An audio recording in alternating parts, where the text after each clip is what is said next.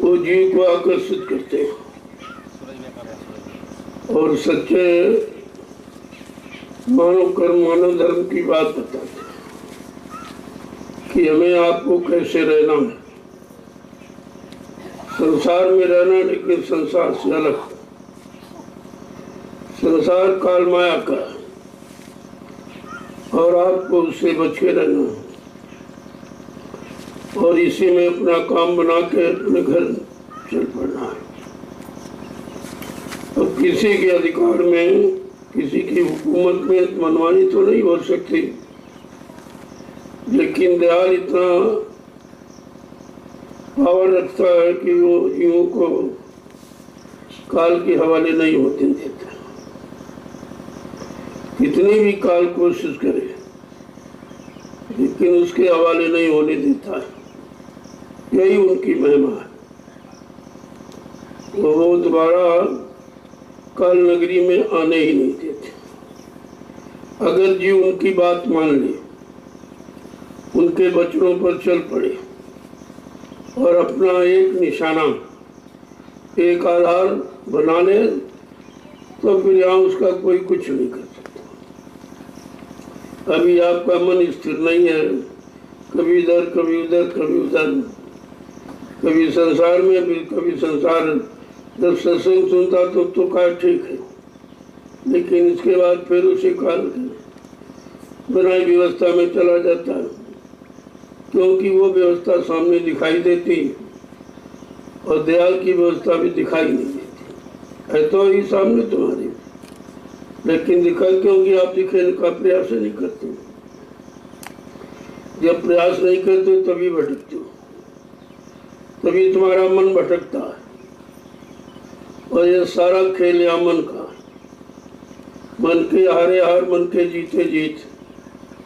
मन अगर हार गया तो फिर आप कुछ नहीं कर सकते। तो इसलिए मन को जीतना, मन को कंट्रोल नियंत्रण में रखना, मन को गुरु के वचनों में, गुरु की चर्चा में लगाए रहना, उनके द्वारा दी गई नाम की युक्ति उसकी कमाई में लगाए रहना। जब इस तरह आपकी समझ में आ जाएगा कि मन हमारा कहाँ जा रहा और कहाँ कहाँ ये भटक रहा, किन किन चीज़ों को पकड़े बैठा, जो उसकी भूल भरम है, क्योंकि जो भी तुमने पकड़ा वो तुम्हारा नहीं है।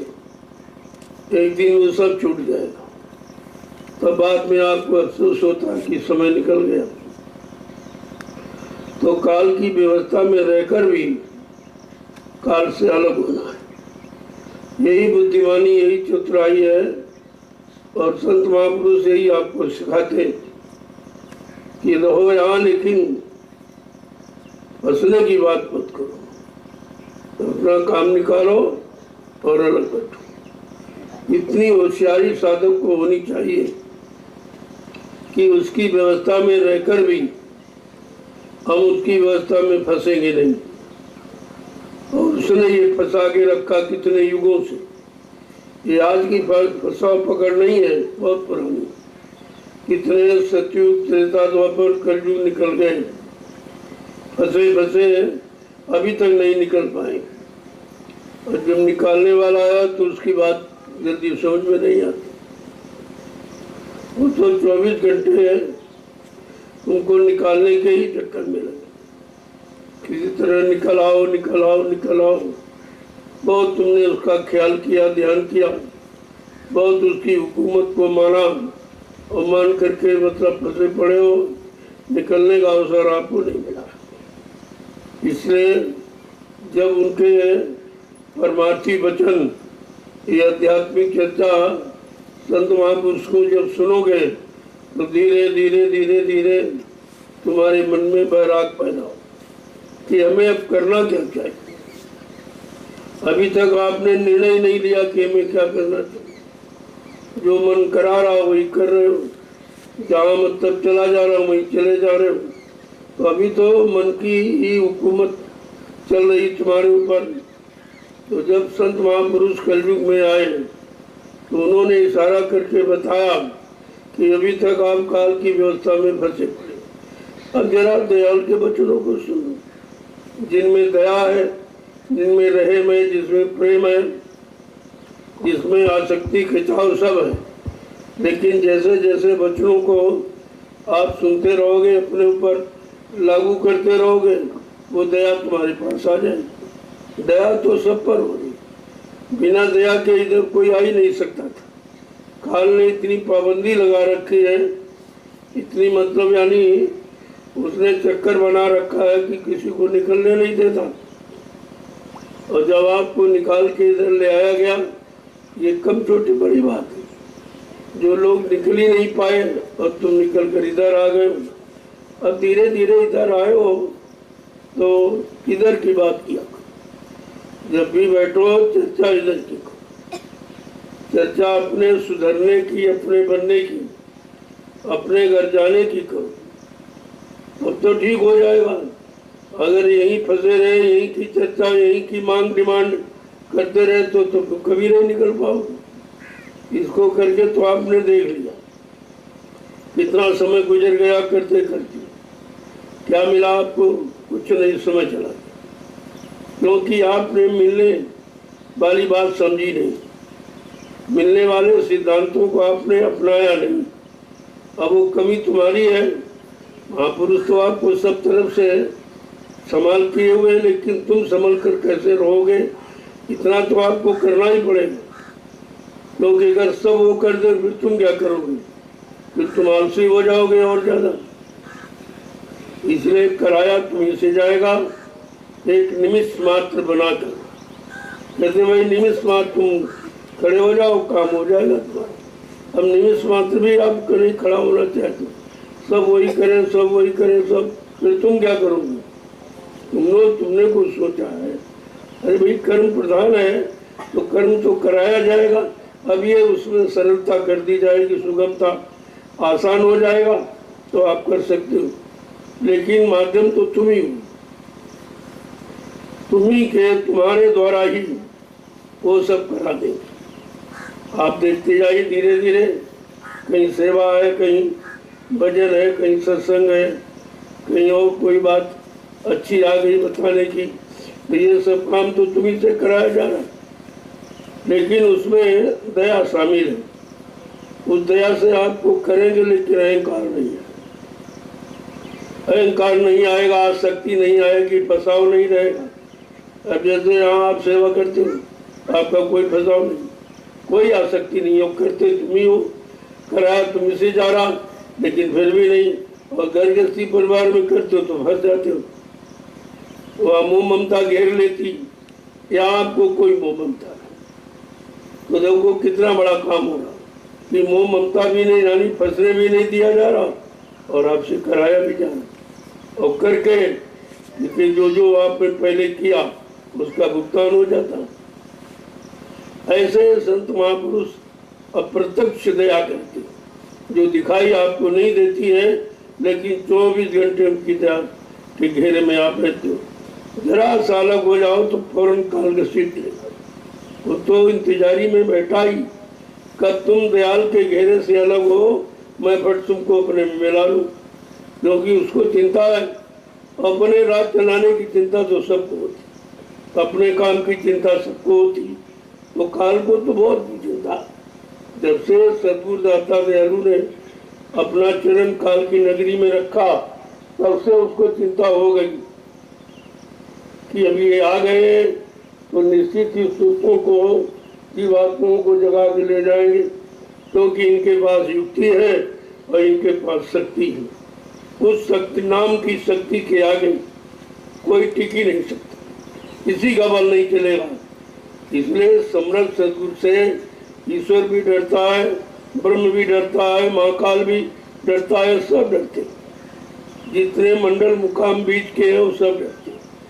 इसीलिए वो सद्गुरु का जीव जब जाग जाता है और काल माया के देश से निकलकर अपने घर की तरफ चलता है तो सब आरती करते, चाहे ब्रह्मा हो, चाहे विष्णु हो, चाहे शिव हो, रामकृष्ण हो, या अन्य कोई बीच के लोग का मंडलाधीश से सब उसकी आरती करते हैं, ये समझकर कि आज सतगुरु का जीव अपने घर जा रहा है। वो कहते हमको तो मौका नहीं मिला, हमें कोई ऐसा मिला नहीं दया करने वाला, हम अपने देश में पड़े। जैसे यहाँ लोग फंसे पड़े ऐसे वो अपने देश में सब फंसे, चाहे ब्रह्मा हो, चाहे विष्णु, चाहे शिव हो, चाहे रामकृष्ण, ये सब अपने देश में फंसे, क्योंकि ये सब हुकूमत चाहते हैं। अब देश से उनको लगाव हो गया कि हमारा देश हमारा मंडल है, बस इसी मोह में फंस गए। तो जो खुद ही फंसा हुआ आपको क्या निकालेगा। और इतने दिनों से आपने इन्हीं की पूजा की, ब्रह्मा की, विष्णु की, महादेव की, रामकृष्ण की, देवी देवताओं की, निमित्त तो आप पूजा में लगे रहे, क्योंकि ये किसी ने बताया नहीं, ये तो सब फंसे पड़े हैं, ये सब काल की हुकूमत कर रहे हैं, उसकी दास्ता में रहते हैं। इनसे मिलने से तुम्हारा काम नहीं होगा। तुम्हारा काम का मतलब तुम्हारी जीवात्मा का उद्धार, जब इनका किसी का हुआ ही नहीं तो तुम्हारा कैसे करते। संत महापुरुषों ने ऐसा भेद, ऐसा रास्ता दिया कि तुम सबसे श्रेष्ठ हो, क्योंकि जो चीज तुमको मिली वो इनको किसी को नहीं। इनको रात पाट तो मिला, अपने अपने मंडल मुकाम में राज तो करते हैं, ये सब कुछ है, लेकिन जीवात्मा जगने की युक्ति इनको नहीं मिली।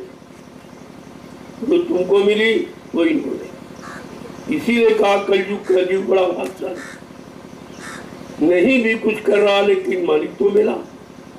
जब मालिक मिला, घर का रास्ता मिला, तो आज निकल तय हो जाए।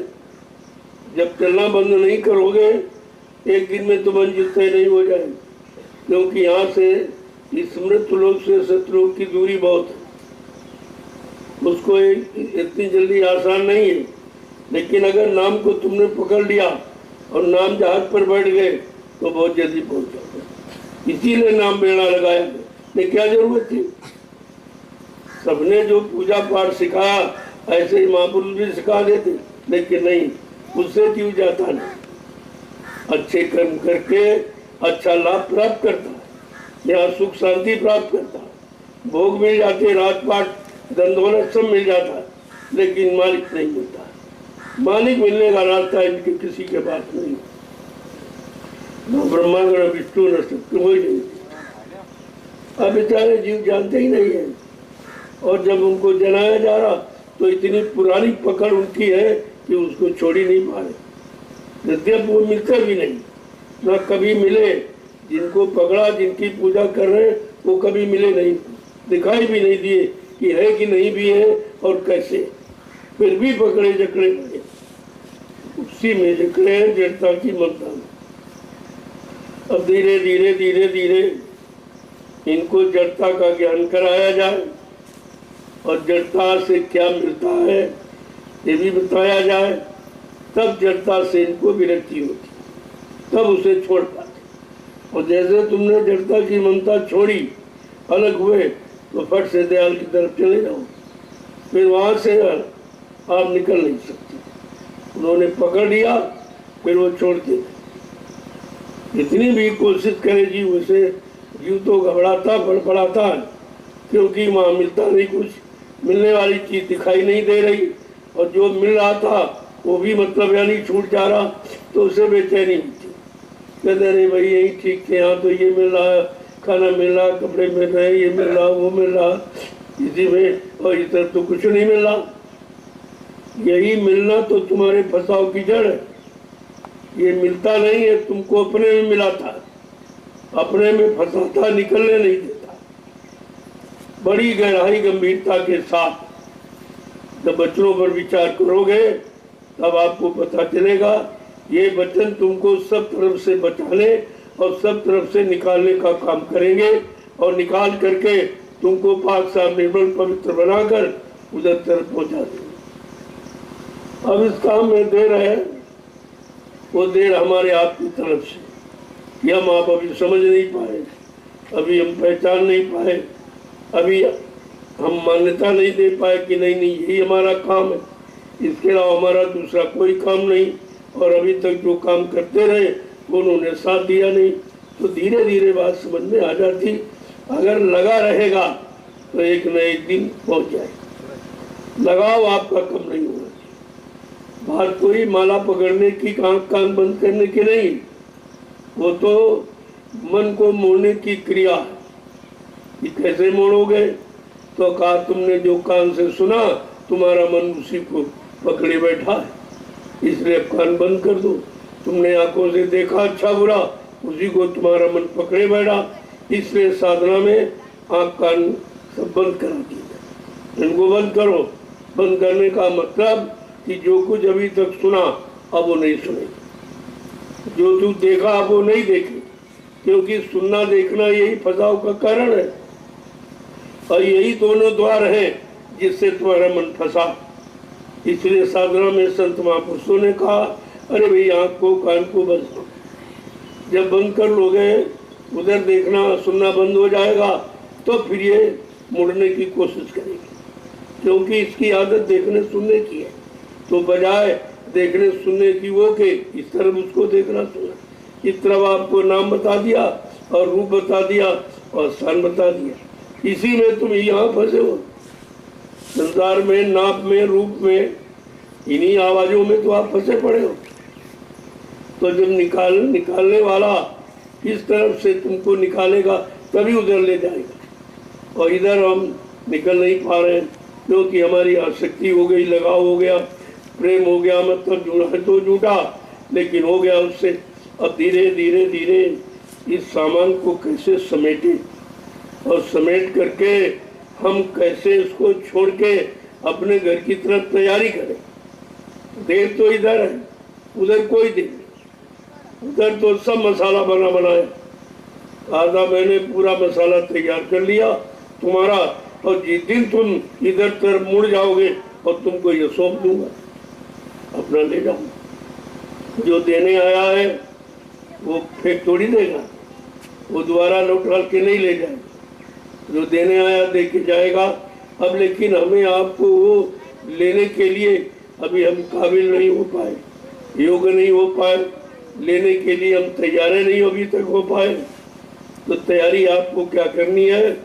केवल मन की और कुछ आपको नहीं करना। अन्य युगों में साधना तन की थी, इंद्रियों की थी, लेकिन आज कलयुग में साधना मन की, मन को रोकने की, रोक कर मोड़ने की और मोड़ कर जीवात्मा के साथ जोड़ने की। फिर तो जीवात्मा घसीट के ले जाए, उसमें पावर है, लेकिन मन अभी नीचे चला,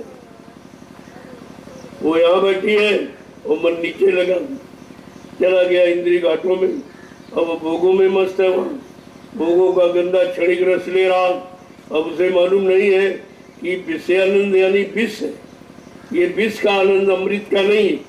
और तुझे महापुरुषों अमृत पिलाने आए। जीवात्मा ऐसे जर अमर है, उसे तो कोई मार नहीं सकता, लेकिन उसने मन को साथी बना लिया, ये संग दोष लग गया। जब जीवात्मा को संग दोष लग गया, जो अजर अमर अविनाशी, उसमें संग दोष लग गया मन का, तो फिर तुम कैसे समझो? तुम्हारा पर तो कितना दोष लगा, और निरंतर अपनी दोष चढ़ाते ही रहते। कभी इसकी निंदा, कभी इसकी बुराई, कभी इसी ईर्षा, कभी ये सब तुमको कमजोर करने वाले। जो कमजोर कर लेंगे तो हम अपना अधिकार कमाएंगे, और तुमको इनसे दूर है। इनसे धीरे धीरे अपना लगाव कम करना। आप एक बार की तो नहीं कर सकते हो, और अगर करा दिया जाए तो तुम टूट जाओगे। कराने वाला तो समर्थ हो, सब करा सकते, लेकिन वो भी देख के काम करता है कि तुम बर्दाश्त करते हो कि नहीं कर सकते, क्योंकि जीव में भी बर्दाश्त क्षमता नहीं है। ना अच्छा बर्दाश्त कर सकता, अगर अच्छा बन जाए और ठीक हो जाए तो अहंकार आ जाएगा, अगर खराब हो जाए ये तो क्रोध आ जाएगा। तो बात तो ये है, तुम्हें छुटकारा दिलाने के लिए कराया गया, तुम उधर फंस जाते हो, छुटकारे की बात समझते नहीं हो। तो इसलिए कलयुग में महापुरुषों ने सत्संग जाना, उन्होंने कथा वार्ता, ये शरीर इंद्रियों से मतलब यानी किया जाता उसको नहीं रखा। कहा इससे तुम्हारा असली काम नहीं होगा। कहते कीर्तन, जो तन माने शरीर से जो कीर्ति और यश उन्होंने कमाया, उसी का गुणानुवाद आज लोग गा रहे हैं। अब किसी का गुणानुवाद करने से तुम्हें क्या मिलेगा? तुम्हारा काम उससे कौन बनेगा? तुमने कभी अपने गुणानुवाद के बारे में सोचा है? तुमने कभी अपने यश के बारे में सोचा है? तुमने कभी अपने बनने के बारे में सोचा है? और जिनकी बन गई उनका कहते कि सूर की बन गई, कबीरों की बन गई। अरे उनकी तो बन गई, तुम्हारी कब बनेगी? तुमको ये सुनकर, समझकर, पढ़कर ये जब तब ज्ञान लेना चाहिए कि सबकी बनी लेकिन हमारी कैसे बनी। अपने बनने की बात सोचो और तुम उन बनने वाले की तारीफ करते रहते। इनका हो गया, उनका हो गया, इनका बन गया, उनका बन गया, ये पहुंच गए, वो चले गए। अरे ये तो सब हो गया, लेकिन तुम्हारा उससे क्या फायदा? अगर उससे तुम्हारे अंदर ये जिज्ञासा पैदा हो कि हमको अपनी बनानी चाहिए, हमको भी अपनी बनानी चाहिए, हमारा बनेगा तब लाभ होगा। तो यहाँ तुमको बनाने की बात हो रही और अन्य जगह जाओगे जो बन गए उनकी चर्चा होती, उनका कीर्तन हो रहा, उनकी गाथा गाई जा रही। तो लेकिन उससे तुम्हारा क्या होगा? अगर उनकी बन भी गई तो तुम्हारी थोड़ी सुन के बन जाएगी। क्या बने वालों की सुनकर पढ़कर क्या तुम्हारी बन जाएगी? तुम्हारी बनेगी स्वयं करने। वो कर्म कौन सा जिससे हमारी 6 कर्म तो आप जानते हो, रोज ही करते हो शरीर के। आहार, निद्रा, भय, मैथुन, खाना पीना, सोना और कमाना, मलमूत्र त्याग करना, आल औलाद बच्चे पैदा करना, ये 6 कर्म तो तुम सभी करते हो शरीर। ये शरीर के कर्म, आत्मिक कर्म आपने शुरू नहीं किया और यहाँ आत्मिक कर्म की चर्चा हो रही। संसार खटकर्म की चर्चा करता है और संत महापुरुष अध्यात्म जो मतलब यानी उसकी चर्चा करते हैं। तो कितना अंतर है। पहले ये समझो कि हमारा असली कर्म क्या है, जो हम कर रहे हैं इसमें कोई असलियत, कोई सच्चाई, कोई तुम्हारे लिए है? ये 2 जड़ शरीर की क्रियाएं हैं, इनको बंद करो तभी कुछ नहीं और शुरू करो तभी कुछ, इससे कोई लाभ नहीं। ये शारीरिक क्रिया जो नित्य करते हो इसमें कोई दोष पाप भी नहीं। ये तो शरीर की क्रिया, इसमें ना कोई गंदगी है और वैसे गंदगी है ही तो गंदगी तो पूरा शरीर गंदगी भरा पड़ा। इसमें गंदगी ही गंदगी, जितने दरवाजे सब गंदगी को निकालेगा। आँख है, कान है, नाक है, मुंह है, नीचे गुदा और इंद्री है, ये सब गंदगी को बाहर करने वाले। और इन्हीं गंदगी से आपका लगाव है। ये भी नहीं समझ पाए कि हमको गंदगी पकड़नी है कि शुद्धता पकड़नी। अभी तक जीव नहीं समझ पाया। तो अपने अभी आपने समझा ही क्या? अभी आपने सुना है लेकिन माना कितना, पालन कितना किया, अपने जीवन में कितना आपने उतारा? ये तो कुछ किया ही नहीं आपने। यही तुम्हारी असफलता का कारण। जो असफल हो उसका कारण यही है कि आप अभी किसी चीज को करते ही नहीं। अगर करना शुरू कर दो तो धीरे धीरे धीरे धीरे हो पाए, जल्दी से आप तो कर ही नहीं सकते। हाँ, धीरे धीरे धीरे धीरे ये मन तुम्हारा ठीक, फिर ये मन तुम्हारा सहयोगी बन जाए, फिर तुमको साधना में सहयोग करेगा कि नहीं भाई माला पकड़ो, नहीं भाई आँख कान बंद। जब समझ लेगा तो समझ करके अगर आप माला पकड़ी तो माला का लाभ मिलेगा आपको, क्योंकि हर दाना नाम का स्पर्श करके निकले, नाम लेते हुए हर दाने को। और जब पूरे 108 दाने पूरे हो जाएं तब आपका सच्चा सुमरन माना जाए। अगर बीच में मन इधर उधर चला गया तो ये खंडित सुमरन का कोई लाभ नहीं। इसलिए कहा सुमरन को पकाओ, और सुमरन पक जाएगा तो ध्यान भजन अपने से होने लगे। केवल सुमरन ध्यान भजन की कुंजी है। बिना सुमरन के आप ध्यान भजन कर ही नहीं सकते। और सुमरन में ध्यान भी है। जब तक रूप का ध्यान नहीं करोगे सुमरन नहीं होगा। ध्यान तो साथ ही साथ चल, ध्यान सर्वोपरि है। जैसे यहाँ भी अगर कोई व्यक्ति तुम्हारे पास से निकल रहा और तुम किसी सोच में बैठे हो तो पूछेगा भाई कोई यहाँ गया, तो आप कहोगे हाँ गया तो है लेकिन ध्यान नहीं दिया। कहा गया है, देखा लेकिन ध्यान नहीं, देखा है लेकिन ध्यान नहीं दिया, सुना है लेकिन ध्यान नहीं। तो सब में ध्यान ही तो सर्वोपरि। अब तुम ध्यान ही संसार में लगाए बैठे, जो जड़ वस्तु में उनमें आपका ध्यान है और ध्यान आपका फंस गया, तो कहते कि भाई फिर कौन सा ध्यान करें। अगर हटाया जाए तो पहले कोई संत महात्मा तो थे नहीं, तो उन्होंने पत्थर का ध्यान कहा, पत्थर का ध्यान, कागज कैलेंडर की मूर्ति का इसका कहा, गंगा यमुना तीर्थ इसका पानी का, यानी मतलब जड़ का ध्यान तुम्हें कराया गया और धीरे धीरे करते करते उसी ध्यान में अब फंस गए, जबकि ध्यान का मतलब है देखना। और तुम देखा और मिला, किसको देखा? जब कोई सामने आया नहीं तो देखा कहाँ आपने? ये झूठा ध्यान था। कभी कहा पत्थर को देखो, तो पत्थर कोई भगवान है क्या? क्या पत्थर कोई दे देगा? उसका ध्यान करने से हमें क्या मिलेगा? लेकिन सब इतने दिनों से और आज भी सब कर, आज भी जड़ता के ध्यान से हट नहीं पाए कि ध्यान जड़ का होता कि चेतन का। तो इसलिए भी ध्यान की बात समझ में नहीं आई। सुमरन की यानी किसको याद करें? कहा कि रूप को याद करो, और मतलब यानी तो ये सुमरन माना जाए। नाम रूप को याद करो कि तो सुमरन। तो वहाँ नाम भी नहीं, रूप भी नहीं, देखा भी नहीं, केवल पत्थर की मूर्ति खड़ी कर दी, कागज कैलेंडर में मूर्ति बना दी, कहा इसका ध्यान करो, और इसी जड़ में लग गए और समझा कुछ। सारा ज्ञान, सारी पढ़ाई खत्म। तुम जड़ चेतन को नहीं समझ पाए तो पढ़ने का मतलब क्या? तुम्हारे पास कोई ज्ञान ही नहीं है, सब झूठा ज्ञान। सब पढ़ाई लिखाई काले अक्षरों को समेटे बैठे हो और इनसे कुछ होना नहीं। ये क्षर, अक्षर और निश्चर, ये तीनों से परे है दिव्य ज्ञान, आत्मिक ज्ञान। ये इनसे परे, इसमें आपको कुछ नहीं करना, कोई सामान की जरूरत नहीं। कोई पूजा पाठ तो सामान वाली तो है नहीं कि फूल लाओ, अगरबत्ती लाओ, ये लाओ, वो लाओ, इसमें कुछ नहीं ले आना। सब मसाला, सब साधन तुम्हारे पास पहले से मौजूद। मंदिर, ये मनुष्य मंदिर बना बनाया पहले से मौजूद। सच्ची मूर्ति जीवात्मा चेतन उसमें बैठी हुई, मूर्ति भी सच्ची है और मंदिर भी सच्चा।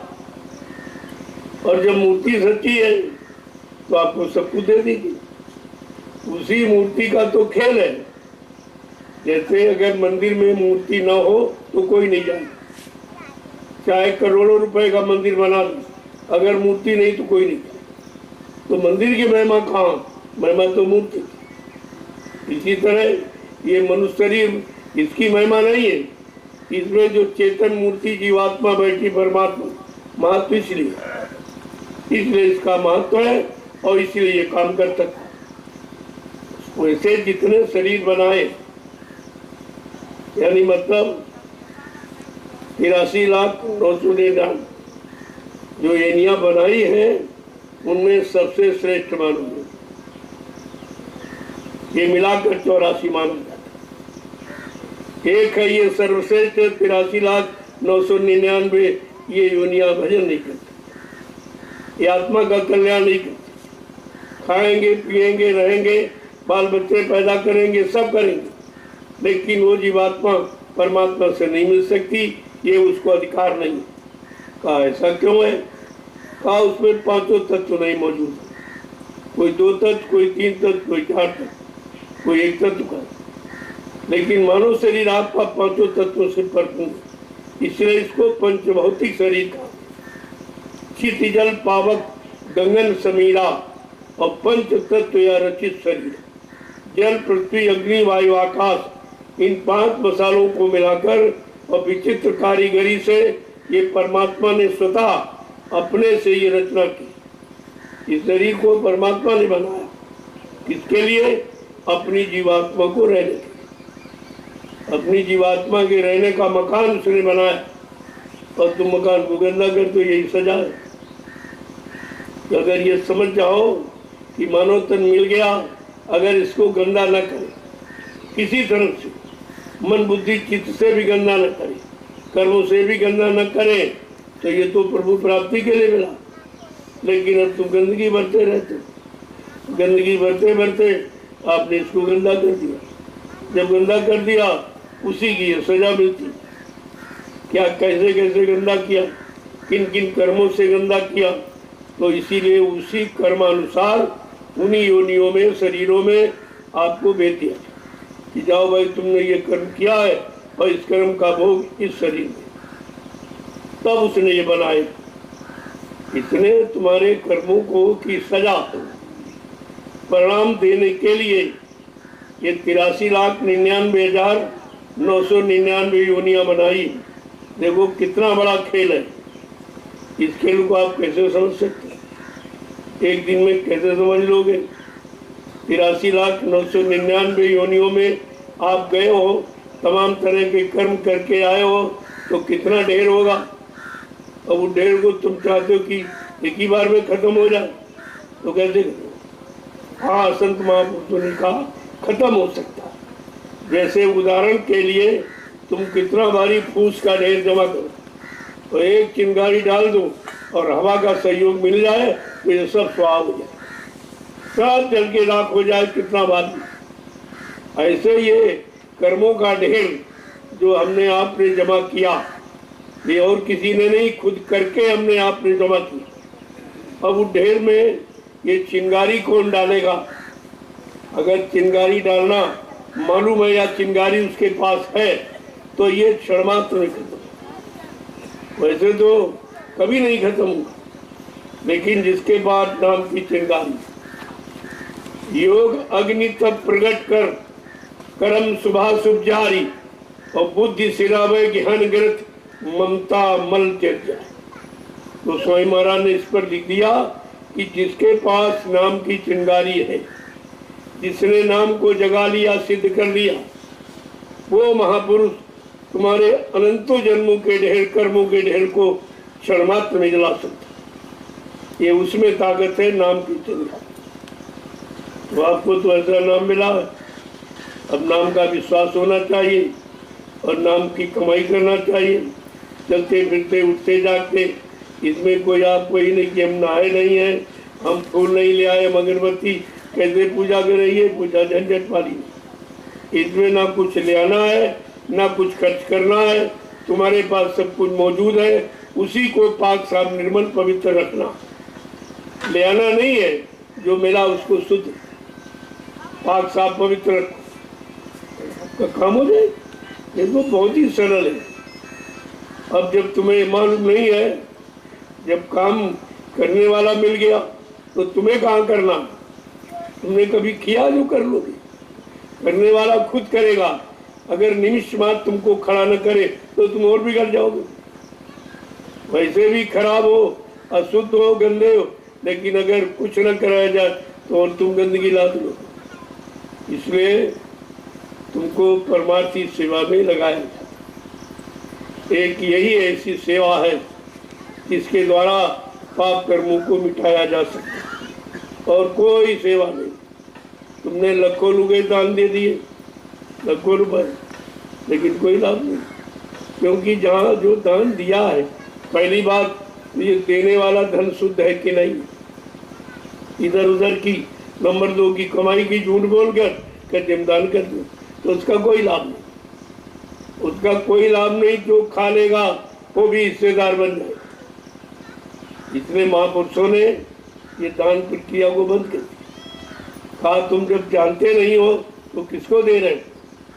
तुम्हारा देना वहाँ कराया जाएगा जहाँ से तुम्हारा लेन देन अदा होगा, ये उनको मालूम है।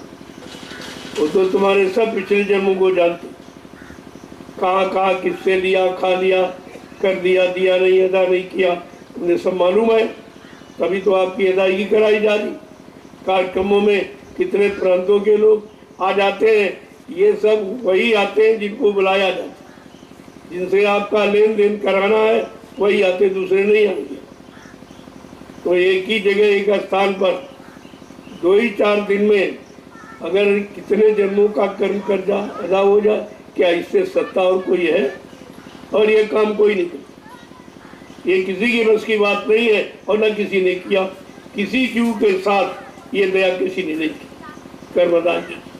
और जब तक ये दया नहीं होगी और कर्मदा नहीं होंगे और पाक साफ निर्मल नहीं होगी, तब तक जीवात्मा कोई जा ही नहीं सकती। वो बैठा हुआ है गेट पर धर्मराज, वो तुरंत जा रहेगा, तुरंत पूछेगा, अरे भाई मृत्युलोक मंडल में रहे हो, इतने दिन रहे, इतनी योनियों में, तुमने तो बहुत बुरे और अच्छे जो भी कर्म किए, तो उसकी तुम्हारी कर्मों की बही बनी पड़ी रखी, वो पढ़ पढ़ के सुनाएगा, तुमने इस तारीख में ये किया, इस तारीख में ये किया, इस तारीख में।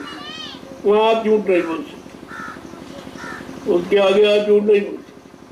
वहाँ कोई घूस रिश्वत, कोई सिफारिश चलने वाली नहीं। ये सब आपको बताया, इसलिए हुआ सो हुआ, उसे भूल जाओ और नए तरीके से अपनी जिंदगी प्रारंभ करो, जो महापुरुष बताते। तो अभी आपके पास मौका है, उनके लिए तो एक सेकंड में कहा चुटकी बजाते काम कर दूंगा, लेकिन उस चुटकी बजाते हुए आप बच नहीं रहे, आप भी नहीं बच रहे हो, क्योंकि आपका कोई गुरुदेव नगर कोई अलग थोड़ी बसा है, तुम भी तो उन्हीं के बीच में रहते हो।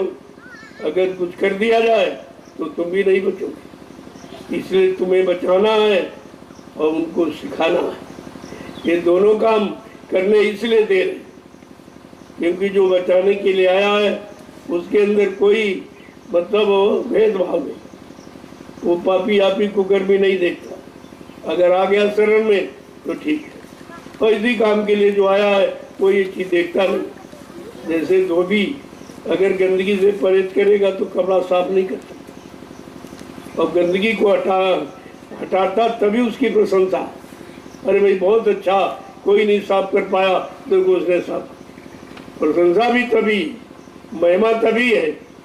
तो इसलिए जो ये काम करने आए हैं वो इस तरह का परहेज नहीं, न जात का, न पांच का, न ऊंच का, न नीच का, न पढ़े लिखे, न अनपढ़ का, न हिंदू का, न मुसलमान का, न स्त्री का, न पुरुष का।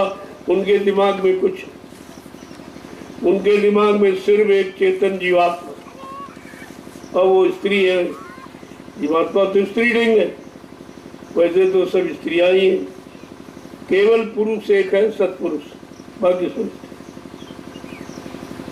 तो जब इस तरह का राज सुनने को मिलता है तब जानकारी होती है कि अरे तो किसी ने बताया ही नहीं, कितना स्पष्ट परिचय देते भाई सब, जितनी जीवात्मा है सब स्त्रीलिंग, और मतलब केवल एक है पुरुष जो सत्पुरुष, वो तो एक ही, और बाकी सब उसी की जीवात्माएं। कहने का मतलब है जब वही आ गया काम करने के लिए, तो क्या कोई जीवात्मा का काम बचेगा? अरे तुम नहीं कर पा रहे हो तभी तो आए, तुम कर रहे थे, तुमको करने क्या जरूरत?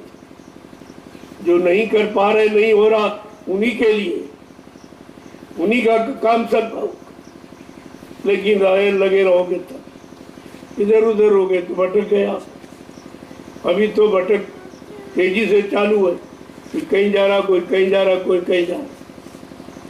लोग कहते वो चला गया, वो चला गया, हमने कहाँ चला गया, कहाँ चला गया? अरे भाई यहाँ से हट के वहाँ चला गया, वहाँ भी गुरु नाम की चर्चा, यहाँ भी गुरु नाम की चर्चा, लेकिन अंतर इतना है, वो जड़ चर्चा करते हैं, यहाँ चेतन, वो कहते मर गए मुर्दा और याद होने की बात, बस जड़ चेतन का खेल है। और वो गुरु को जड़ मान रहे तो जड़ गुरु तो काम करेगा नहीं, जो पहले आए वो भी काम नहीं करेंगे नाम लेने से। तुम्हें तो वर्तमान का मौजूदा पानी पूरा सच है, पूरा शब्द कमाई में जो पूरा, उन चरणों की बन जा धुरा, जो सदमुख की कमाई करके यानी पूरे हो गए, पूरी जानकारी उनके पास, पूरी शक्ति हासिल की का, उनके चरणों की धूल बन जा, तो तेरा काम हो जाए, तेरा काम इतने में हो जाए। अब ये हमें आपको सोचना भी, पूरा कौन है, अधूरा कौन, क्योंकि सब अपने आप को पूरे कहते, अधूरा कोई करते ही नहीं, सब अपने आप को अच्छा ही कहते हैं। तो लेकिन अच्छा कौन है तो समय बताएगा, जब काम करेगा वही तो माना जाएगा। इन जीवात्माओं का काम कौन करेगा? उनको भवसागर से पार कौन ले जाएगा? क्योंकि किसी के पास खुद का नाम जहाज नहीं। ये पक्की पहचान। ये जितने भी अपने नाम के आगे संत लिख रहे हैं, सदगुरु लिख रहे हैं, भगवान सरकार महाराज, किसी के पास नाम जहाज खुद का नहीं। और जिसके पास नाम जहाज है वो बैठा के ले जाएगा, क्योंकि उसने वादा किया। बल चाहो तो चेतो, आय लगी है नाव, और बहुर बहुर पछताओगे फिर न सोताओ। स्पष्ट कह दिया। ये मौका दाव माने मौका, चांस, अवसर, कि फिर आपको नहीं मिलेगा। इस तरह का कोई हमदर्दी लेकर नाम जहाज लेके नहीं आएगा जो ऐलान करे इस पर सब बैठ जाओ। जो बैठ जाएगा पापी कुकर्मी बेचारी, उसमें कोई गिनती। जो बैठ जाएगा वो चला जाएगा। लेकिन सबको विश्वास भी तो नहीं होगा कि पता नहीं जाएगा कि नहीं जाएगा, बीच ही छोड़ देंगे कहीं, मतलब पूरा भय पूरे है कि नहीं है, जानकार है कि नहीं, तो यही शंकाएं चल रही। अभी नान जात के बारे में तो सोचे नहीं लोग। जबकि नानक साहब उन्होंने भी कहा, रे भाई है जीवो ध्यान रखना, नानक नाम जहाज है बिसरे घड़ी नहीं। नानक कहा नाम जहाज वही तुम्हारा सच्चा साधन, वो जो लेके आएगा उसको एक मिनट एक पल घड़ी भी विसारना नहीं। जगह तो ये आप उनकी भी बात नहीं मानते। बिसरे घड़ी नहीं, एक घड़ी भी न भूलो, क्योंकि नाम जहाज है, यही आपको ले जाएगा। और कोई इंसान पकड़ थोड़ी यहाँ से ले जाए। और नाम जहाज किसी के पास है, पूरे विश्व में किसी के पास नाम जहाज। सब चर्चा करते हैं, लेकिन नाम जहाज तो ऐसे थोड़ी है। जो सिद्ध करेगा वो नाम जहाज होगा। जैसे मंत्रों की किताब खरीद के ले आओ, सारे मंत्र तुम रट डालो तो किसी मंत्र से काम नहीं करा सकते। रटे हुए मंत्र नहीं काम करेंगे। जिस मंत्र को तुम सिद्ध करो, सिद्ध का मतलब मंत्र के अनुसार तुम और मंत्र तुम्हारे में प्रवेश कर जाए, उसी के अनुसार बन जाओ, वो मंत्र काम करता है। तो इसीलिए जिसने नाम सिद्ध किया, नाम जगाया है, वो जीवों को ले जा सकता। बाकी किसी के बस की बात नहीं। कोई एक जीव भी नहीं, अरे वो स्वतः नहीं जा सकता, ले क्या जाएगा। तो ये सब जानकारी आपको सत्संग से दी जाती है, और ले लोगे तो काम बन जाएगा।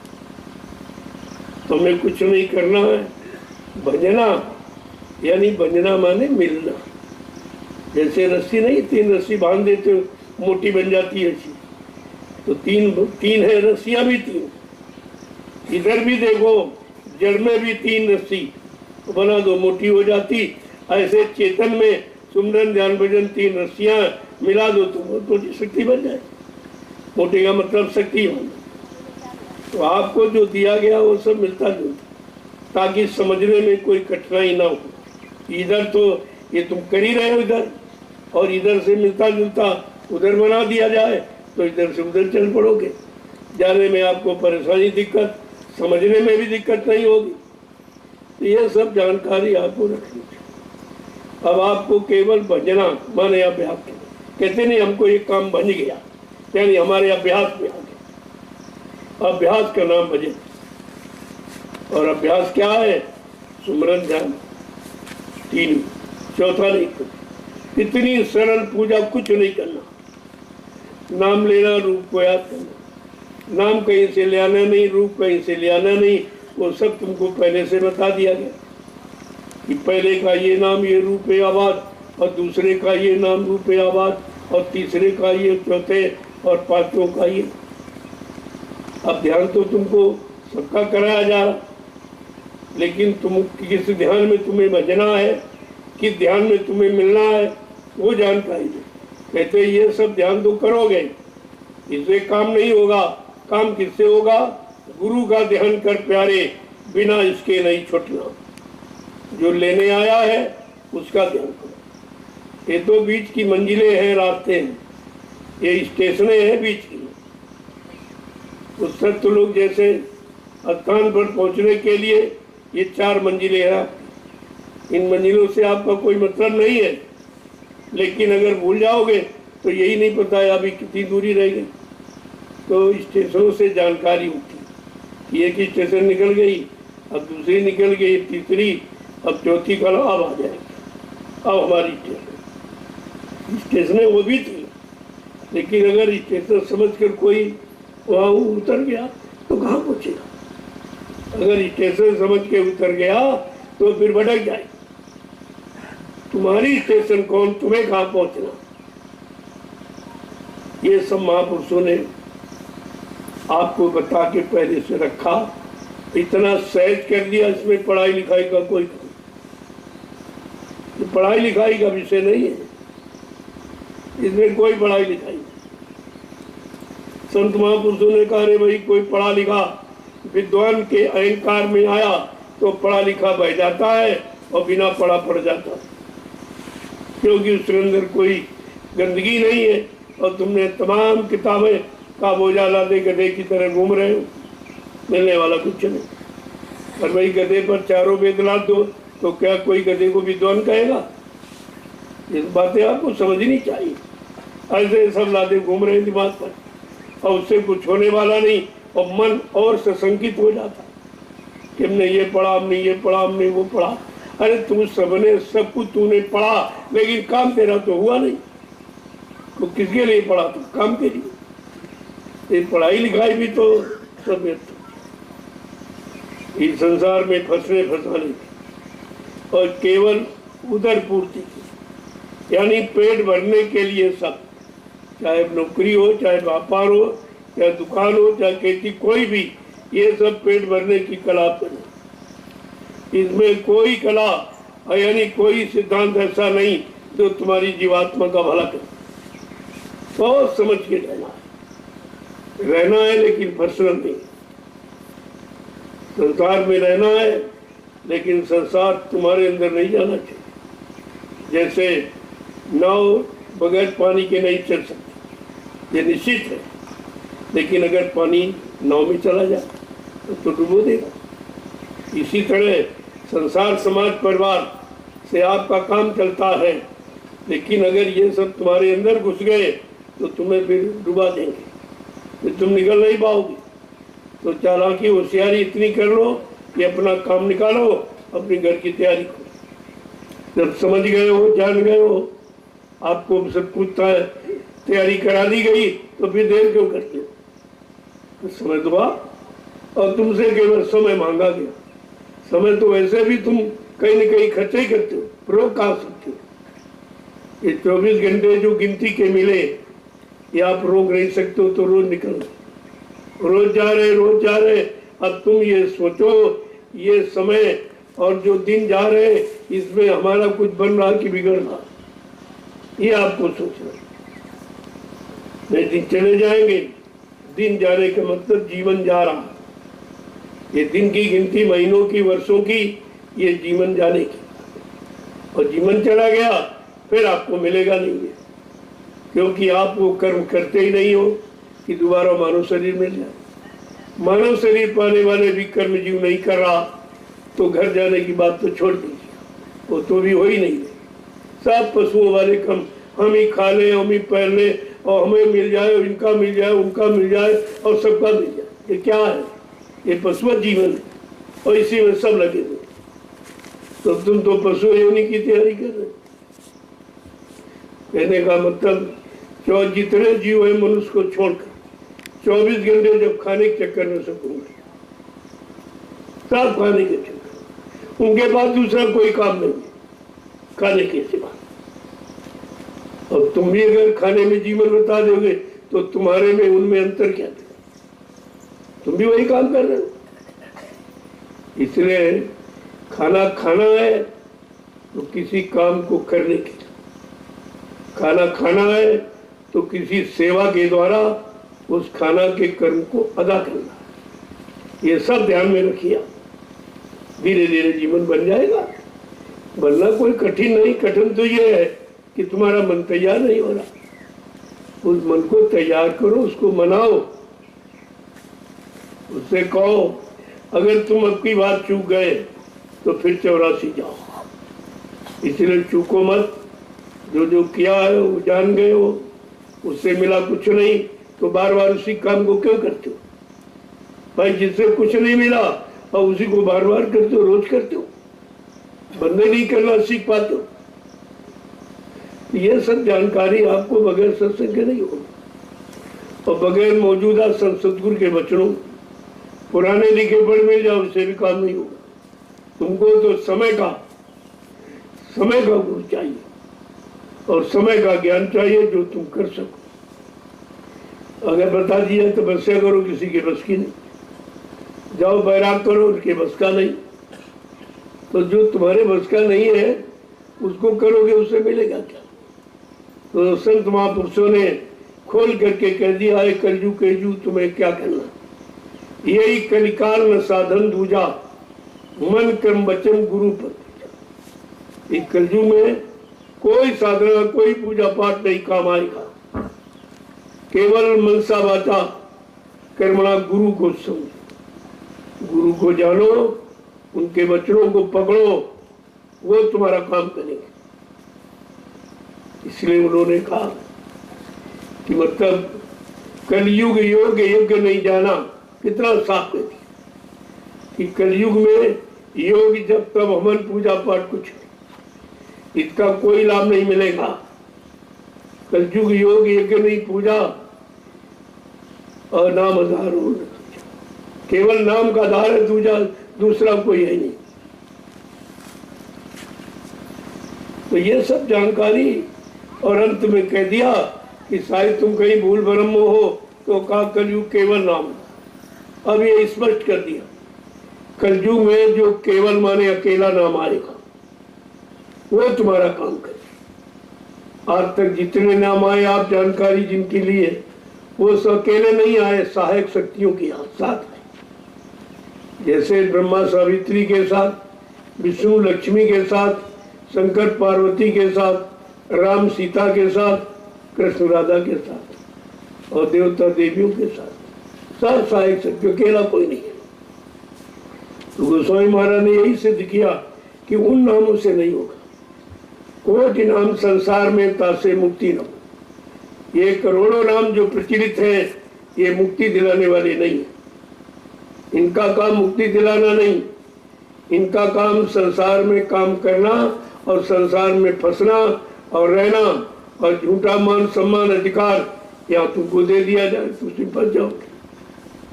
कितना साफ साफ वर्णन।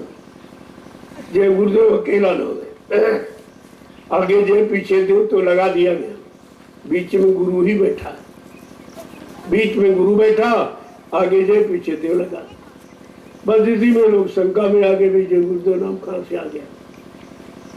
आज भी शंका से अलग नहीं हो पा रहे, तो क्यों नहीं जान रहे? सोई जाने जे दे जनाई, और जानत तुम्हें हो जाई। वही जानेगा जिन पर उनकी कृपा होगी, उनकी दया होगी।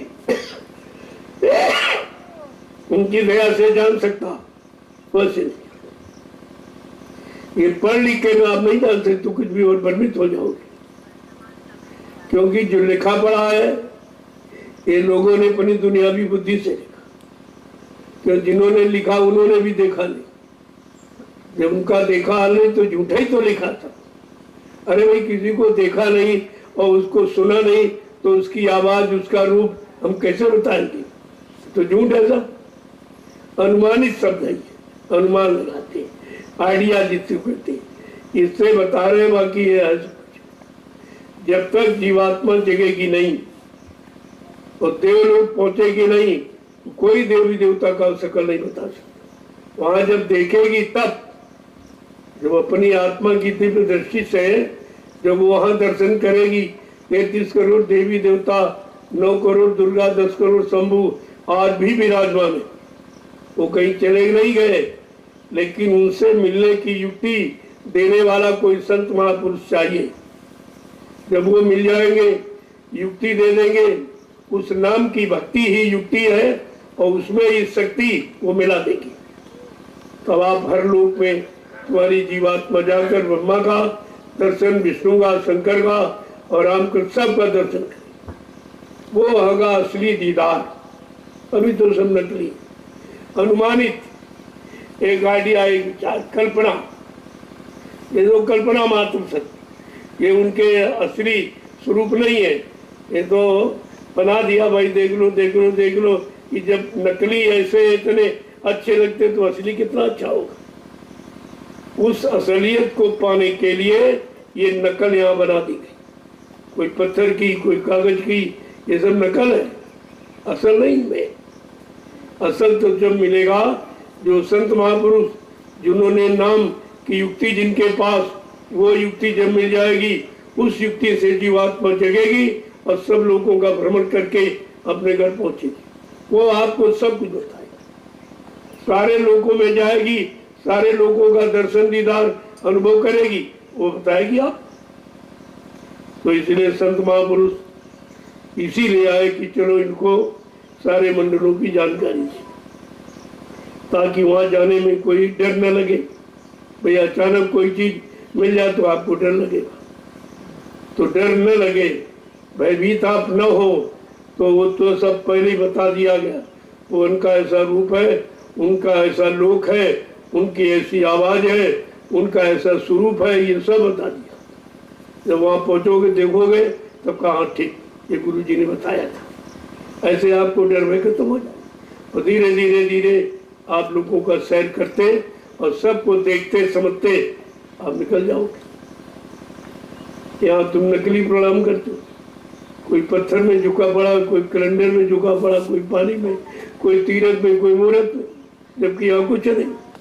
अरे झुको वहां जहाँ कुछ मिले, ये रोज आपको बताया। और बेचारे इनको पता ही नहीं, पत्थर में झुकते थे। पढ़े लिखे सब अनपढ़ वही खड़े की जगह। फिर पढ़ाई लिखाई का मतलब क्या?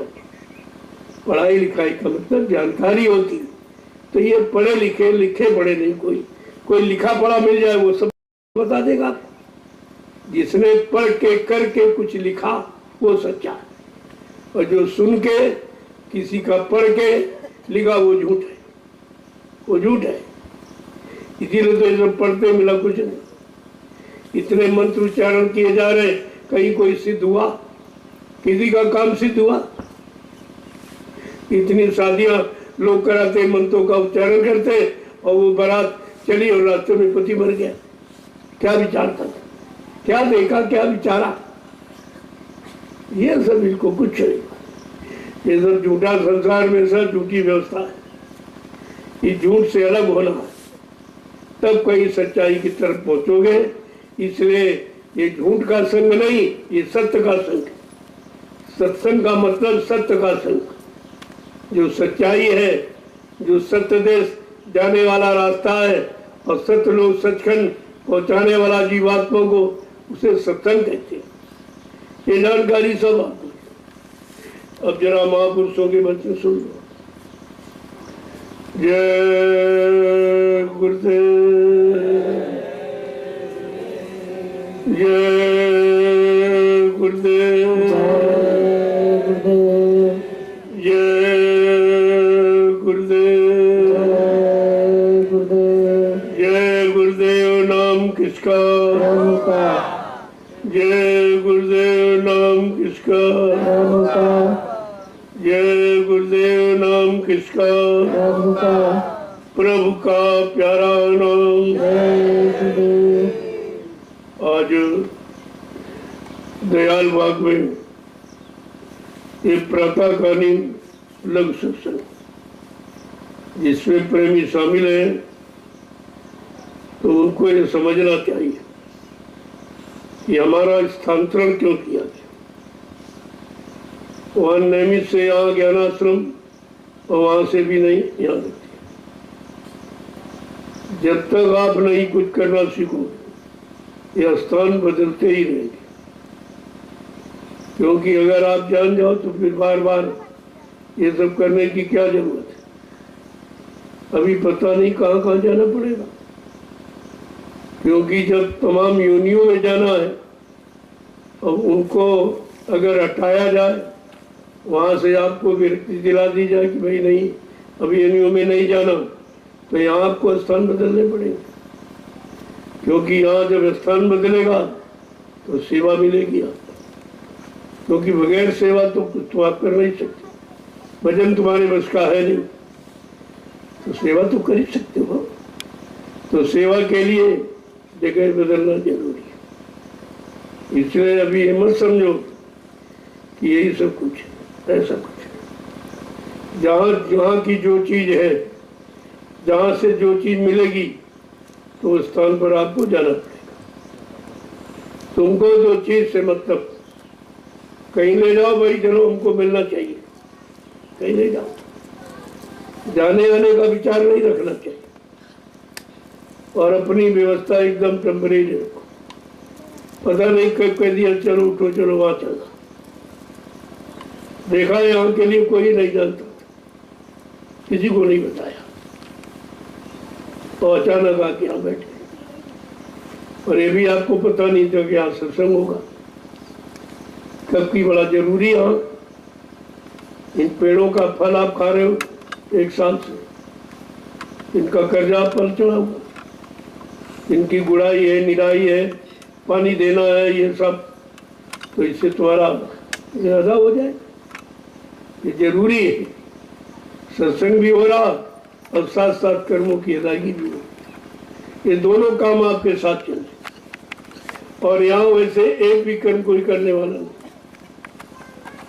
तो अपने मन को संभाल के रखो, कस के कमान पकड़ो उसकी, क्योंकि काम क्रोध मदलोभ की जब तक मन में खान, गोस्वामी पंडित मूर्ख दोनों एक समान। अगर ये तुम्हारे अंदर है तो अभी तुम कुछ नहीं जान पाए, कुछ भी नहीं जान पाए, तो पहले इनको निकालना है। ये जाएंगे नहीं, रहेंगे, लेकिन संत महापुरुषों की दया से ये तुम्हारे पर कोई हमला नहीं कर सकते, जबरदस्ती अपना प्रभाव नहीं जमा सकते। अगर नाम की में पूर्णतया आप जुड़ जाओ तो काम क्रोध लोभ मोह छोड़ भागे मैदान, ये भाग जाएंगे, दिखाई नहीं देते। तो इनको कंट्रोल नियंत्रण में करना ये सद्गुरु की दया पर निर्भर है और तुम्हारे कर्म पर निर्भर है। दोनों चीजें, तुम्हारा वैसा कर्म हो सद्गुरु के बताए अनुसार और वो तुम्हारे साथ हो जाए। जब उनके कर्म करोगे, उनके आदेश को मानोगे, तो तुम्हारे साथ हो जाए, फिर तुम्हारा कहीं फंसाव नहीं होगा। अगर फंसाव कहीं है देख रहे हो तो ये समझो तुम्हारा कोई लेन देन है, वो पूरा कराएगा। मान लो अचानक जा रहे थे, एक्सीडेंट हो गया, ये आपका लेन देन, आपने किसी का किया है, तो वो कर्म तो नहीं खत्म किया जा सकता, लेकिन जीवात्मा को बचाया जाता। और दुर्घटना कहीं होती तो प्रेतयोनि में चले जाते। लेकिन सत्संग से जा रहे या आ रहे, या सत्संग में आते जाते सेवा करते, सेवा देते, ये सब आपने किया है, तो तुम्हारी जीवात्मा की सवाल हो जाए, सवाल ऐसे हो जाती। और भोग भी पूरा करा दिया, तुमने मारा था तो तुम्हारी भी इस वजह से शरीर की दुर्गति हो गई, तुमने किसी की थी तो शरीर का लेन देन पूरा हो गया, लेकिन जीवात्मा का संभाल इसलिए कर दिया गया कि तुम सत्संग में आते, तुमने यहाँ सेवा की है, सेवा दी है, तो कर्म कर जाओ तो तुम्हारा ऐसे मिट गया, तो दया हो जाएगी। दया भी ऐसे होती है, दया से फालतू नहीं होती। दया माने गेस्मार्क को दया। तो तुम 5 विषय में फेल हो तो कौन गेस्मार्क देगा? कोई नहीं देगा। एक आध विषय में अगर फेल हो तो गेस्मार्क मिल जाए, यानी दया हो जाए। और तुम 5 विषय काम में, क्रोध में, लोभ में, मोह में, अहंकार सब में फेल हो तो फिर गेस्मार्क, फिर आप दया से वंचित हो। अभी दया नहीं मिल रही। संभाल की दया तो है, लेकिन जो जिससे काम होना वो नहीं, उसके लिए आपको जो बताया जाए वो करना पड़ेगा। उसमें मेन मत निकालो, ये नहीं ठीक, वो नहीं, तुम क्या जानो ठीक है कि नहीं। उनको तो वो कर्मानुसार तुम्हें सेवा मिली, तुम्हारे कर्म उसी सेवा से निकल जाए। सेवा कोई छोटी बड़ी नहीं होती, लेकिन तुम जहाँ लगे हो उस सेवा को मात तो नहीं जानते, उसकी कदर नहीं करते हो, तभी आप परेशान रहते। तो अपने मन से और किसी से मत कहो, अपने मन से। तुम्हारा झगड़ा मन का है, अगर ये ठीक हो जाए तो झगड़ा समाप्त हो जाए। कोई झगड़ा जन्म मरण का नहीं रहेगा। जन्म मरण का कारण यही मन बनाता, यही तरह तरह के कर्मों की प्रेरणा देता और आप उसकी बात मानते हो तो फट से वही कर्म आप कर लेते हो। और मन के द्वारा कराया गया बताया गया कर्म भोग होता, तो उसका भोग करना पड़ेगा। अब आप अपने मन से कहो क्या कहना है कि मन तुम भजन नहीं यदि करी हो,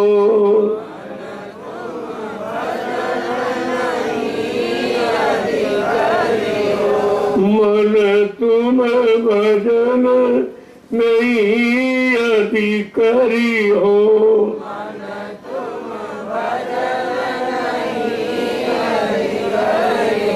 कहता अगर तुम भजन नहीं करोगे तो तुम्हारी दशा खराब। भजन एक ऐसा रास्ता है जिससे आपके किए गए कर्मों की सजा नहीं मिलती, सजा की माफी हो जाती। इसीलिए तुम यहाँ पर आपको सिखाया जाता सुबह शाम दोनों वक्त। अरे कम से कम हाजिरी तो दो। बनने बनाने की बात तो तुमसे नहीं कही गई कि नहीं बने तो बंद कर देना, क्योंकि उसे मालूम है कि नहीं बनेगा, लेकिन बन भी जाएगा तो तुम क्या कर लोगे। वो यहाँ का कोई काम उससे नहीं होगा, वो तो उधर जाने का रास्ता इधर का नहीं है।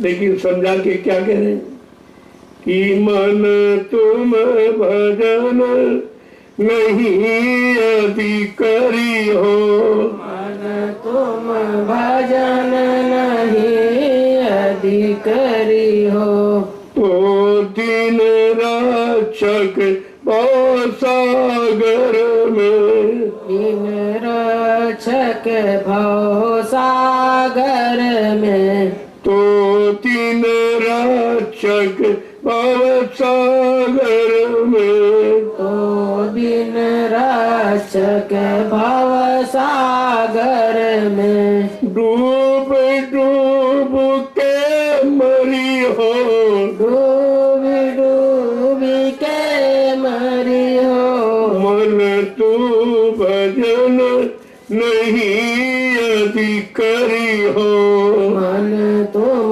भजन नहीं यदि करी हो, कहते अगर भजन नहीं करोगे तो भवसागर में डूब डूब के, यानी इसी 4 कान 84 लाख नरकों की योनियों में आना जाना आपका बंद नहीं हो सकता। ये कोई नहीं बंद करा सकता, कोई पूजा नहीं बंद करा सकती। भजन के सिवा दूसरा कोई रास्ता नहीं है। आगे क्या कह रहे हैं कि बहु दुख भोगी मनुष्य तन पायो, बहु दुख भोगी मनुष्य तन पायो, बहु दुख भोगी मनुष्य तन पायो, बहु दुख भोगी मनुष्य तन पायो, फिर 84 फिरियो, फिर 84 फिरियो, मन तुम भजन नहीं यदि करी हो, मन तुम भजन नहीं यदि करी हो, कहते 83,99,999 होनी। ये भोग करके दुख उठा करके परेशान होकर अब की बार ये मानो तन आपको मिला है, ये निकलने का है। यहाँ ये बॉर्डर की योनी है।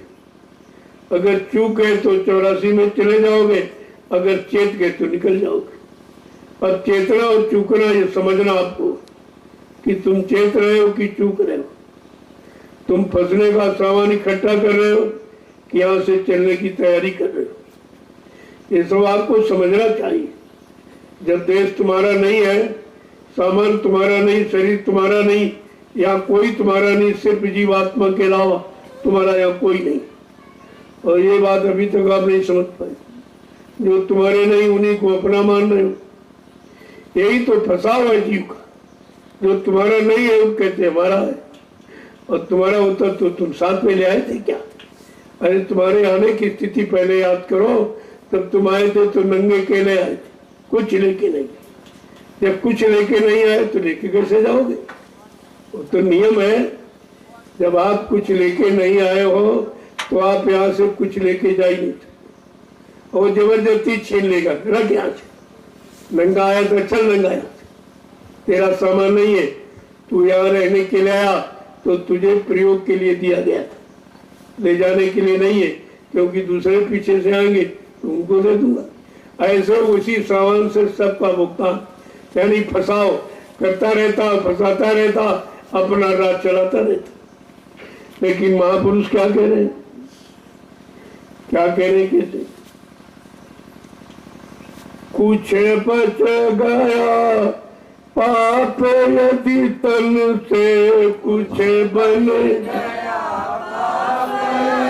तन से, कुछ बन गया पाप यदि तन से, कुछ बन गया पाप यदि तन से, नरक कुंड में फिरियो, नरक कुंड में फिरियो, मन तुम भजन नहीं यदि करी हो, मन तुम भजन नहीं यदि करी हो। आज जिन योनियों में गए, अगर कोई पाप कर्म बन गया तो फिर ये 84 जो नरकों के कुंडे हैं, इनसे छुटकारा नहीं मिलेगा, ये बार बार इसी में डूबते मरते रहोगे। इसलिए मानव तन पाया है तो कुछ न करो, तो बुरे काम से न करो, बुरे खान पान से, बुरी संग सोवत, बुरे कर्मों से बचा लो, यही बहुत है। तो कम से कम दोबारा मानव तन तो आपको मिल जाएगा, फिर नए सिरे से सत्संगी परिवार में जन्म हो जाएगा, और बस यानी जन्म से ही तुम्हें नाम मिल जाएगा गर्भ में, क्योंकि सब परिवार लेके जाते, नाम डाल देते, गर्भ से नाम मिल जाएगा। फिर वो जीव यहाँ पर काम करेंगे, अगर एक बार नहीं दूसरे बार।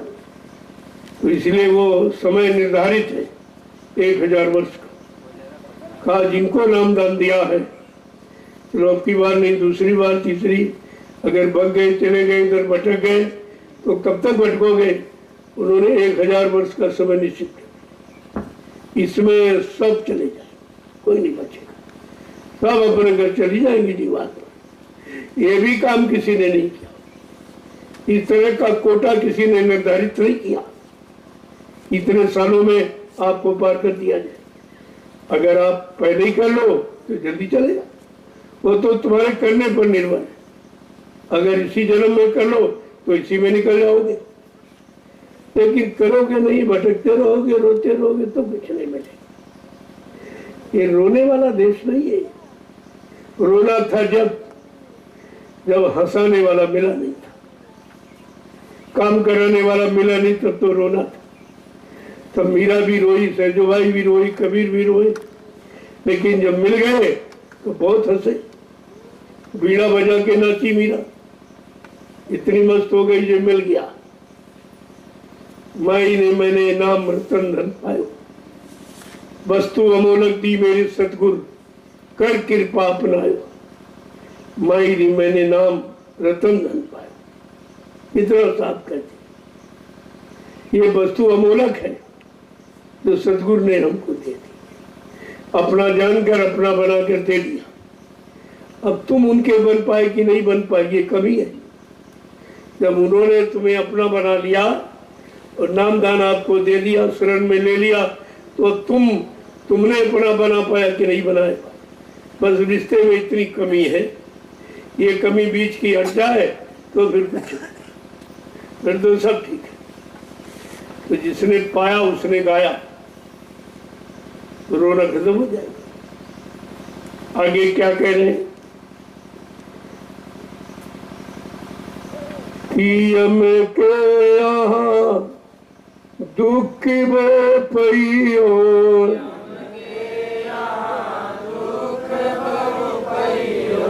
हम के यहाँ दुख पैयो,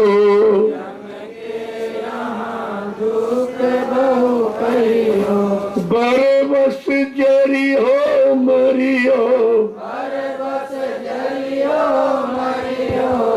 मन तुम भजन नहीं अधिकारी हो। मन तुम भजन नहीं अधिकारी देखो जो हो। भजन नहीं करेंगे ये स्थितियां हैं, ऐसे ऐसे नरकों में जाना पड़ेगा। और आज का तो भजन सरल है, अरे कहा कुछ नहीं तुझे गुरु नाम तो नहीं सकते, कितना सरल कर दिया, सरल कर दिया कितना। 5 नाम तो सभी संतों ने दिए जो भी आए, क्योंकि वो तो आधार है, वो तो सीढ़ी है चढ़ने की। लेकिन कहा कि मंत्र मूलम गुरु वाक्यम और मोक्ष मूलम गुरु कृपा। वो तो कृपा पर मोक्ष निर्भर है, तुम्हारे यहाँ कान बंद करने माला घुमाने में नहीं, उनकी कृपा में मोक्ष निर्भर। सब लिख के आपको स्पष्ट कर दिया ताकि कोई शंका न हो। कहते कि वो तो कृपा जब हो जाएगी काम हो जाएगी। अब वो कृपा करने वाला को ऐसे ही कर दिया तो तुम थोड़ी एक ही मिनट में निकल जाओ। उनके यहाँ कोई इस तरह की बात बंधन नहीं है। अगर करने वाला जब चाहे तब चला जाए, जब चाहे तब आ जाए, अपना आवागमन बना के दिख ले, यही आवागमन सच्चा। गए आए देखा और सब समझा भी बता दिया कि भाई ऐसे ऐसे ऐसे ऐसे चलो और ऐसा ऐसा रास्ता है, ये मंडल और ये सब मिलेंगे और चलो अपने घर चलो। कितना सरल हो। जब अभ्यास हो जाएगा रोज आना फिर इतना सरल हो जाएगा कि तुम मिनटों में आओगे जाओगे। जीवात्मा को जाने में तो, शरीर को जाने में तो देर लगती, लेकिन जीवात्मा को जाने में वो तो फट से उड़ी, वो निकल गई। शरीर तो जाता नहीं, इसीलिए शरीर नहीं रह जाता। और तुम रात दिन इस शरीर के पीछे पड़े, खिलाना पिलाना सजाना, और नहीं पूरा इनका ले लिया उनका ले लिया उनका छीन लिया, ये और लाभ रहे कर्म कर जा। इसका खाना कभी बंद होगा नहीं। उसने ऐसा सिस्टम बना दिया, सुबह खाओ दोपहर में खत्म, दोपहर में खाओ शाम में खत्म, शाम खाओ सुबह खत्म। ये कभी पूरा नहीं होगा। इतना झंझट उसने लगा दिया है कि तुम इसी को भरने में समझदार है। और देखो जितने पशु पक्षी वो 24 घंटे खाते ही रहते, कीड़े खाने वाले कीड़े खा रहे हो, और वो जैसे जैसे कर्म है और कर्मानुसार उनको भोजन मिल रहा। इतना शुद्ध अशुद्ध की बात नहीं है। और यहाँ जो कर्म कर किया मनुष्यों ने तो मिल गई, कुछ अच्छे कर्म किए थे, लेकिन यहाँ भी वही पशुओं वाले, कहीं मुर्दा है, कहीं पक्षी है, किनका मांस खा रहे, अंडे खा रहे, गंदगी ये सब खा रहे, क्योंकि ये गंदे कर्म करके आए। इनको तो गंदगी खाना पड़ेगा। लेकिन महापुरुष अपना काम मत नहीं करते, वो सबको जगाते। उनके यहाँ कोई भला बुरा आपी पापी को गर्मी कुछ नहीं, वो सबको संदेश देते। जो मान जाएगा वो उनका बन जाएगा, नहीं मानेगा तो 484 भी चला जाएगा। उनका क्या लेगा? वो अपना नुकसान आप करोगे, किसी उनका कुछ, उनका तो कोई कुछ कर ही नहीं सकता। ऐसी अमोलक शक्ति है जो उसके आगे कोई टिके नहीं सकता। आगे देखो समझा के क्या कह रहे, एक एक वचन पर विचार करो आप। कि तारा सुतहित काम नहीं है, तारा सुतहित काम नहीं है, तारा सुतहित काम नहीं है, तारा सुतहित काम नहीं है, माई बाप को रही है, माई बाप को रही है, मन तुम भजन नहीं अधिकारी हो, मन तुम भजन नहीं अधिकारी ये तो हो। आप परिवार समाज में रोज ही देखते, चले जा रहे कहाँ जा रहे कुछ नहीं बता रहे। तुम कहते तो हमारे हैं हमारे, अरे तुम्हारे होते तो तुम्ही को बता के जाते, तुमको नहीं बताया हम कहाँ जा रहे हैं, और चले गए तो ये भी नहीं बताया मैं कहाँ पहुँच गया। ये तो साफ प्रमाण है, तुम्हारा होता तो तुमसे पूछ के जाता, और यहाँ पहुँच गया था तो तुमको भेज होता था, कोई चिट्ठी भेज देता भाई फला लोग पे आ गए, ये तो साफ प्रमाण है कि तुम दारा माने स्त्री और सुत माने बेटा और इन्हीं के हित लाभ में फंसे पड़े हो। वो तो तुमसे लाभ ले रहे हैं, लेकिन तुम्हें क्या मिलना? तो अपने लाभ के बारे में कभी सोच, तुम्हें क्या मिला? अरे ये तुमसे लेने वाले देने वाले क्या? शरीर में ले लिया, तन मन धन सब लूट लिया, कुछ नहीं बचा उसके पास, और लुटा रहे हो और हंस रहे हो। ये भी नहीं समझ पा रहे हो कि हम लुट रहे हैं और एक दिन बिल्कुल लुट जाए, तब ये भी सब साथ छोड़ देंगे। ले जाओ उसको, सब लूट लिया, इसके पास कुछ नहीं, तो लौटाओ इसको, घर से ले जाओ, जाओ वहां पर फेंक जला देना, वापिस मत ले आना। ये इतनी घृणा क्यों हो गई? जब तक लूट रहे थे तब तक प्रेम था, और जब लूट लिया तो घृणा हो गई। इसका मतलब अरे सच्चा प्रेम कहीं घृणा में बदलता? तो ये तो रोज तुम्हारे साथ हो रहा, घर परिवार समाज सब जगह देख रहे, लेकिन फिर भी तो नहीं जान पा रहे कि एक दिन तुम्हारी भी यही स्थिति होगी, एक दिन तुमको भी इसी तरह जाना पड़ेगा, तुम्हारा भी एक दिन सब साथ छोड़ देंगे, कोई तुम्हारा बना नहीं रहेगा, कोई सामान तुम्हारा नहीं रहेगा। फिर आखिरकार ये कंकड़ पत्थर क्यों इकट्ठा करना जो तुम्हारे साथ जाने वाले नहीं? लेकिन इसे समझना बड़ा कठिन है, ये काल की चाल को समझना बहुत कठिन। जो बड़े बड़े ऋषि मुनि योगी महर्षि नहीं समझ पाए, जिनको आपने भगवान कहा, वो त्रेता के राम द्वापर कृष्ण, वो भी नहीं समझ पाए, वो भी फंस गए, उनको भी फंसा लिया। काल माया ने किसी को नहीं छोड़ा। शिव चतुरानंद देख डेराई, अपर जीव किस लेखे माई। कहा ब्रह्मा विष्णु महादेव जो सृष्टि के कर्ता धर्ता माने जा रहे, उनको माया ने नाच नचाया और लूट लिया, और बेचारे कुछ नहीं कर पाए, कुछ नहीं कर पाए। तो तुम्हारे पास तो शक्ति भक्ति नहीं है, तुम कैसे बच पाओ? लेकिन तुम्हारे साथ बचाने वाला है, ये महत्वपूर्ण चीज है। उनके साथ कोई बचाने वाला नहीं था, बताने वाला नहीं था, कराने वाला नहीं था, और कराने का लाभ दिलाने वाला और जीवात्मा को जगाने वाला, घर पहुंचाने वाला नहीं था उनके। और तुम्हारे साथ वो है, तुम्हें किस बात की चिंता? तुम्हें कोई चिंता नहीं करनी चाहिए, कोई दुख नहीं करना चाहिए, क्योंकि जो मिला है वो लेके जाएंगे, वो छोड़ने वाले नहीं। तुम्हारे करने पर नहीं है कि तुम नहीं कर रहे तो नहीं जाओगे, ऐसा नहीं हो तो घसीट के ले जाओ। तुम कर ही क्या सकते हो? इनमें से कौन कर रहा बताओ आप? केवल बैठना करना नहीं है, जब तक मन बुद्धि चित्त साथ नहीं देगा, करना माना ही नहीं जाएगा। वो तुम्हारे करने की गिनती में नहीं है। पहले उनको रोको जो बाधा डालते, मन बुद्धि चित्त यही बाधक है। इनको रोक लिया तो करना फिर क्या? तुम अरे तुम्हें इन्हीं को रोकना, यही करना और कुछ नहीं करना। वो रोकने की यानी स्थितियां हैं, 3 कारण है रोकने के: सुमरन, ध्यान, भजन या सत्संग, सेवा, भजन। 3 ही रास्ते हैं। इन रास्तों पर चलाकर इनको रोकना, इनको शांत करना है, और इससे कोई भगवान नहीं मिल जाएगा। सुमरन, ध्यान, भजन से कोई भगवान नहीं मिलता। भगवान मिलने के योग्य बनाया जाता है। तुम्हारी स्थिति मन की बदली जाएगी, मन बुद्धि चित्त को बदल दिया जाएगा तो काम आपका हो जाए। देखो आगे क्या कह रहे हैं कि दारुण दुख आने बहु प्यारे, दारुण दुख आने बहु प्यारे, दारुण दुख आने बहु प्यारे, दारुण दुख आने बहु प्यारे।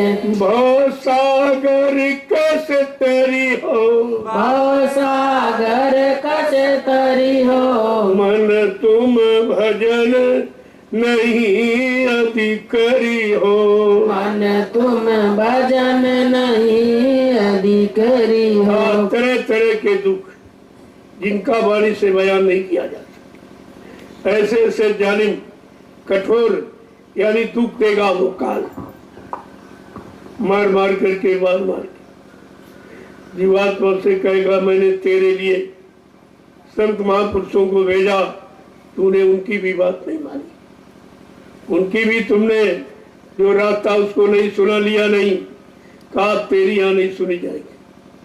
तूने उनको नहीं माना, तेरी कोई बात नहीं मानी जाएगी।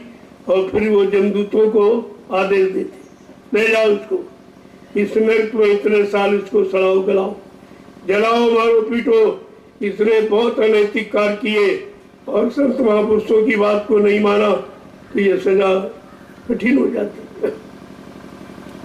आगे क्या कह रहे हैं कि रक्षक कौन तुम्हारा होगा, रक्षक कौन तुम्हारा होगा, रक्षक कौन तुम्हारा होगा, रक्षक कौन तुम्हारा होगा, गुरु का पंथ न धरियो, गुरु का पंथ न धरियो, मन तू भजन नहीं अधिकारी हो, मन तुम भजन नहीं अधिकारी हो। कहते तुम्हारा कोई रक्षक, कोई बचाने वाला, कोई हमदर्दी करने वाला नहीं। अगर तुमने गुरु का रास्ता नहीं पकड़ा तो दूसरा कोई रास्ता ऐसा नहीं जिस पर तुम्हारी रक्षा हिफाजत हो जाए। आगे क्या कह रहे हैं कि अब की खोज किया नहीं सतगुरु, अब की खोज किया नहीं सतगुरु, अब की खोज किया नहीं सतगुरु, अब की खोज किया नहीं सतगुरु, फिर पीछे पछतई हो, फिर पीछे पछतई हो, मन तुम भजन नहीं अधिकारी हो, मन तुम भजन नहीं अधिकारी अगर हो। आपके सच्चे सदगुरु की खोज नहीं की, तभी आदेश दे रहे भाई गुरु कोई खोज करो भाई, बिन गुरु कोई नहीं पाई। लेकिन जीव के बस की बात नहीं कि सच्चे गुरु की खोज कर ले, उसके बाद कौन सी पहचान। इसलिए वो बिना बुलाए बिना खोजे ही आपको मिल गए, वो खुद ही मिल गए चल के, आपको खोजना ढूंढना नहीं पड़ा, खुद ही आपके पास आ गए, आपको मिल गए और आपको एहसास करा दिया। देखो ये दया कैसी होती है, क्या होती है, ये सब एहसास करा दिया आपको। कह रहे कि अगर तुमने सच्चे सदगुरु की खोज न की तो तुमको जीवन भर पछताना ही, क्योंकि और जी किसी योनि में जाकर आप खोज नहीं कर सकते। वो ज्ञान ही नहीं है, वो भाव नहीं, भक्ति कुछ नहीं है, वो तो भोग वाली योनि है ना, खाओ पियो बच्चे पैदा हो, उसके अलावा कुछ नहीं। ये रास्ता आपको मिला है तो सच्चे सदगुरु की खोज। अब सच्चा सदगुरु कौन है, झूठा कौन है, असली कौन, नकली कौन? तो कहते कि नाम कमाई में जो पूरा, वो सच्चा सदगुरु। जिसके पास नाम की कमाई, नाम की धरोहर, नाम का खजाना है, वो सच्चा, वो उस खजाने से सबको दे सकता और वो सबको ले जा सकता। ये सामर्थ्य शक्ति है। तभी तो इस समय कलयुग के जीवों को कुछ नहीं करना, केवल अपनी जगह बने रहो, ये भी नहीं कि सब भटके, सब जगह से भाग गए। पहले ही बताया, बड़े भाई कुछ नहीं कर सकते तो पड़े रहो दरबार में, इसमें तुम्हें क्या करना, दरबार में पड़े रहो, खाना तो मिलेगा, कपड़े मिल जाएंगे, और आपको चाहिए क्या, ये तो पड़े रहने में भी धीरे धीरे कानों में तुम्हारी आवाज भी जाएगी तो पड़े रहोगे। एक न एक दिन वो आवाज तुम्हें जगाएगी, तुम्हें खड़ा कर देगी। लेकिन यहाँ कोई पड़ा भी नहीं रहा, सब भाग खड़े हुए, सब दरबार छोड़ के भाग गए। अब इन विचारों को क्या मिलेगा?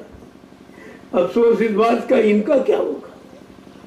चलो जो नहीं गए, नहीं जाने, नहीं गुरु किया तो चलो उनको तो माफी हो जाए, लेकिन इनको माफी नहीं मिलेगी। इनको एहसास कराया गया, इनको दिखाया गया, जो किसी ने नहीं किया वो करके दिखाया। ऐसे साकेत महायज्ञ जो 3 वो किसी ने नहीं किया, किसी युग में कोई नहीं कर पाया। और कहा अभी चौथा यज्ञ मेरा बाकी है, वो सतयुग आगमन का होगा। जब ये सब बात बता दी गई तो चौथा युग कौन कराएगा? ये सब झूठा प्रचार करते चले गए सब झूठा, इन्हें कुछ नहीं मालूम। और चौथा यज्ञ की जानकारी का उसका प्रचार मैं 6 महीने पहले करवाऊंगा, ताकि कोई ये न कहे मैं जानकारी नहीं थी। वो चौथे यज्ञ और वो 3 यज्ञ की तरह नहीं होगा। वो किसी धार्मिक बड़ी नगरी में नहीं, धार्मिक बड़ी नदी किनारे नहीं, कोई बड़े शहर कस्बों में नहीं होगा। एक बियाबान जंगल में एक छोटी सी नदी, उस मैदान में 10 करोड़ प्रेमी इकट्ठा हो, और वहीं मैं सतयुग आने की तारीख की घोषणा करूंगा। ये सब पहले से आपको बता दिया गया, लेकिन अब ये सब भूल गए आप बच्चों को। जब बच्चों को भूल गए तो शंका से बच नहीं पाए, सब शंका में चले गए बेचारे। ये सब बात सोचनी समझनी चाहिए। अभी तो कुछ हुआ ही नहीं, केवल बताया गया, प्रचार किया गया, लोगों के कान तक आवाज पहुंचाई गई, लेकिन किसी काम की शुरुआत नहीं की। लेकिन इन लोभी लालचियों ने उनके जाने की शुरुआत कर दी। ये कितनी बड़ी सजा पाने के अधिकारी, कितने करोड़ जीवों को भटका भरमा दिया, और आज भी भटका भरमा रहे। तो आपको अपने काम की पहचान करनी चाहिए कि जो कुछ कहा मालिक ने वो सब कहाँ हो रहा, कहाँ वो हो रहा है। आपको तो इसीलिए एहसास कराया जा रहा, और सबसे कहा गया सब लोग आके देख लो कि तुम्हारा काम कहाँ हो रहा, गुरु की वाणी को कहाँ सिद्ध किया जा रहा, ये तैयारी कहाँ पर हो रही, ये तो सब करके दिखाया जा रहा है।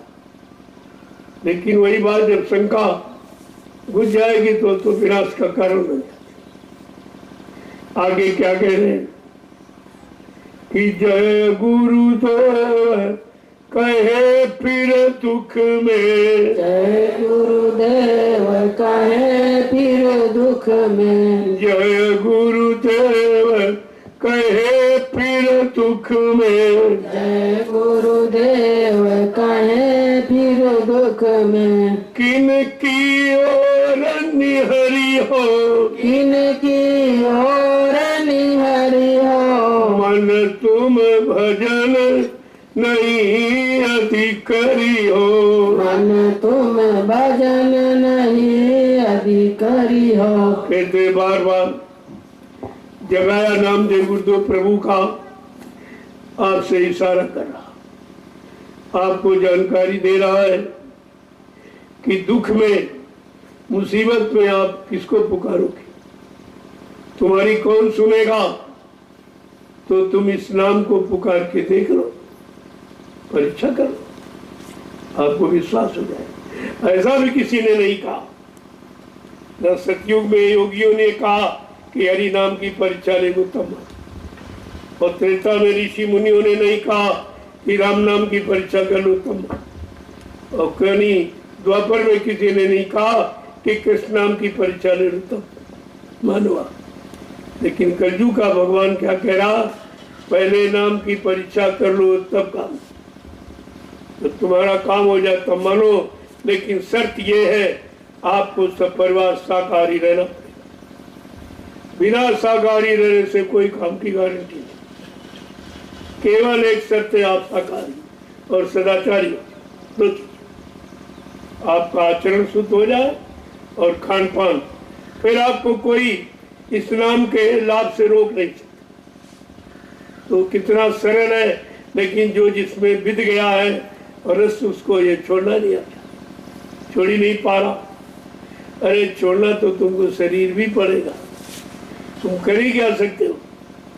अगर शरीर के रहते ये दुर्गुण सब व्यसन छोड़ दो तो कुछ बन जाए, कुछ बन जाए, बन सकता है, क्योंकि बनाने वाला कितना प्रसन्न है।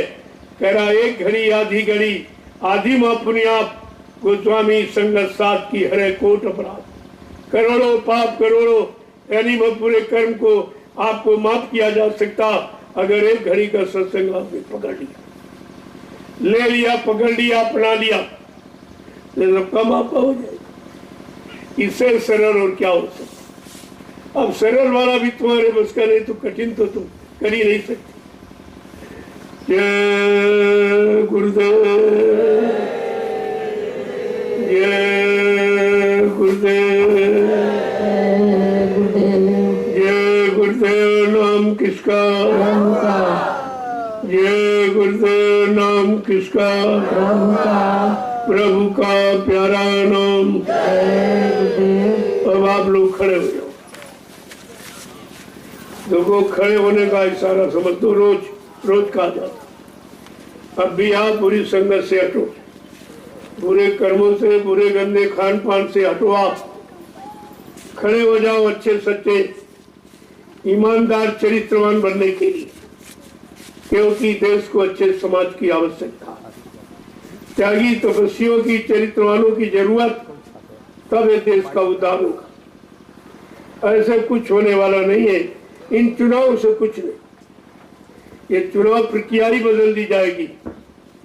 चुनाव कुछ नहीं, ये सब झूठा है और सब ये महंगाई लादने का तरीका है। लेकिन बेचारा जीव समझ ही नहीं पा रहा। एक तो कोई कहने वाला नहीं और जो कहा जा रहा है उसको कोई सुनने मानने वाला नहीं। तो ये जीवों का भी तो दुर्भाग्य है। इस भारत की जनता का दुर्भाग्य, तुमको ऐसा राजा मिला जो तुम्हारे हित में नहीं है, तुम्हारे भले में नहीं है, तुम्हें अच्छा बनाने में, चरित्रवान बनाने में, शाकाहारी सदाचारी ब्रह्मचारी बनाने में जिसका कोई सहयोग नहीं। ये भी दुर्भाग्य है, ये भी जीवों का दुर्भाग्य है। तथा राजा तथा प्रजा, धर्मी राजा धर्मी प्रजा, ये सिद्धांत है। जब तक इस सिद्धांत पर नहीं खड़े होंगे, चाहे राजा चाहे प्रजा, कोई भी संपन्न नहीं हो सकता, कोई सुखी और शांति में नहीं रह सकता। ये सब आपको ध्यान में रखना चाहिए। जय गुरुदेव। जोर से बोलो, सब मिल बोलो, बोलना होगा, अभी से बोलो। दुख दर्द हरेंगे, सब कष्ट मिटेंगे, सुख शांति भी देंगे। सबके दाता, सबके मालिक, प्रेम से बोले, ये नाम नहीं इंसान का, ये काम नहीं इंसान का। ये भी ब्रह्म जीवों का दूर किया गया। ये नाम किसी व्यक्ति का नहीं, और न कोई ये भी नाम अपना रख सकता, और क्योंकि वो ये काम नहीं कर सकता, इसलिए यहाँ गुरु और सब सदगुरु कोई बन नहीं सकता, कोई नहीं बन सकता। वो बने बनाए आते, उनको यहाँ कोई बनाता नहीं है। अब वो मानता की बात अलग है। कोई मान ले, किसी के समझ में कुछ आ गया तो सच्चाई को मान बैठा और उसी नाते अपना रिश्ता बना लेता। ये तो उसकी आस्था और विश्वास की बात। वैसे कोई यहाँ बनने नहीं आया। जितने संत महात्मा है, उन्होंने अपने आप को न संत का, न महात्मा का, न गुरु का कुछ कहा। जो सेवा का काम मिला है वो करूँगा, जो गुरु ने सेवा दी है उस सेवा को करो। अब ये है, जब गुरु के नाम की सेवा करोगे तो लोग तुम्हें जय गुरुदेव भी कहने लगे, और कहते ही है। आप गांव गलियों से निकलो तो कहते हैं भाई जय गुरुदेव कहाँ जा रहे हो। ये तो कहते इसलिए जैसे जो जिस गलियों में प्रचार कर रहा, सब्जी बेचने वाला, कपड़ा बेचने वाला, तो लोग उसका नाम कहाँ लेते, कहते हैं भाई सब्जी वाले इधर आओ, कपड़े वाले इधर। ऐसे जो वो गली गली प्रचार कर रहा, उसी नाम से लोग उसको जानने लगते। नाम तो कुछ और है, शरीर का नाम कुछ और काम का नाम कुछ और। तो बाबा जी ने कहा भी था आपसे, अरे भाई तुम जय गुरुदेव नाम लेके जब चलोगे, कहोगे, बताओगे तो लोग तुमको जय गुरुदेव कहने वाला। तुमको देखकर प्रभु याद आ जाए, ये कम महत्व की बात है। जब तुमको देखेंगे तब लोग प्रभु को याद करें। ये भी लाभ तुम्हारे खाते में, इसलिए तुम अपना कोई न कोई चिन्ह जरूर रखा करो ताकि लोग तुमको कहे तुम जय बोले। अब तुम अभी छिपने का काम करते कि कोई जान न जाए। यहाँ तो बड़ी सदी टोपी लगाते हो और रास्ते में झोले में डाल देते हो, क्या मिलेगा? जब तुम अपने आप को भी बताते नहीं हो, अपने बाप को छिपाते हो, तो तुमको कौन मानेगा? इसलिए ऐसा नहीं, मीरा की तरह कल ऐसा न जो सब देख के नाच पड़े। इसलिए आपको छिपके नहीं रहना। इसी से लोग जय गुरुदेव बोलेंगे। जन जन की जबान पर जब जय गुरुदेव नाम आएगा, सच्ची स्वतंत्रता का मानो तब आनंद उठाएगा। तो आपको तो सबको जनाना है, बताना है कि हम जय गुरुदेव के। क्या कहा था आपसे? जब तुम ये सब करके निकलोगे, लोग तुमको मेरा कहेंगे, ये जय गुरुदेव वाला है। ये कितनी बड़ी बात, कितना गुरु का तुम्हारे साथ अपनापन जुड़ा हुआ। लेकिन ये शर्म ने सब काम, जिसको अच्छे काम में लगी शर्म, उसके फूटे कर्म। क्या मिला? तो यहाँ सब तुम छिपने ही वाला काम करते हो। तुम्हें कोई जानते नहीं, तुम ये समझते लोग न जाने कि जय गुरुदेव, तो तुम्हें फिर मानता कैसे मिली? ये भारत की जनता ही तो मानता देगी और तुम उनसे छिप रहे हो। अच्छा काम करने में छिपोगे और बुरे काम वाले कोई नहीं छिपते। देखो शराब पीने वाले खुलेआम पी रहे, सड़कों खुलेआम खरीद रहे, ले रहे, कोई नहीं कुछ कह रहा, कोई नहीं रोक टोक रहा, कोई उनको खराब कही नहीं रहा। तो तुम क्यों छिपते हो? अच्छे जब सच्चे और बुरे काम में लोग नहीं छिप रहे, सीना खोल के कर रहे, तुम तो इतना अच्छा कर रहे हो, खुद तुम्हारा भला हो और नाम को जो लोगे उनका भला हो जाए। जय